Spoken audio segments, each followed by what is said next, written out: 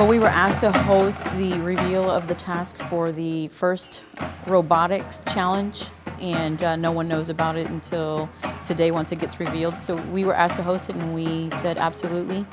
They say that Rowe High School is the birthplace of the first robotics team here, and we were glad to oblige.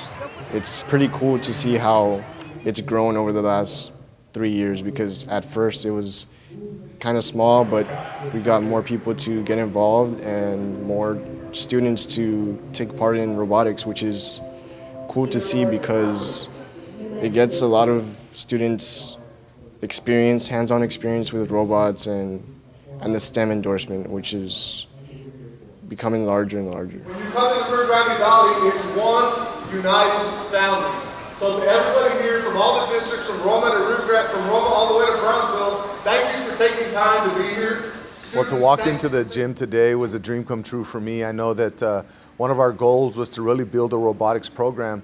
So whenever you walk in and you see a packed house and you see parents and principals and teachers and all these students that are excited about the competition, that's our business. That's what it's all about in education, to give kids opportunities, and we're definitely giving kids a world-class opportunity in the area of robotics in McAllen ISD with all of the districts joining us. So it's an exciting time for robotics. It's an exciting time for McAllen ISD. It's an exciting time for the Rio Grande Valley, and we couldn't be happier. We hope you enjoyed the event. Have a blessed day.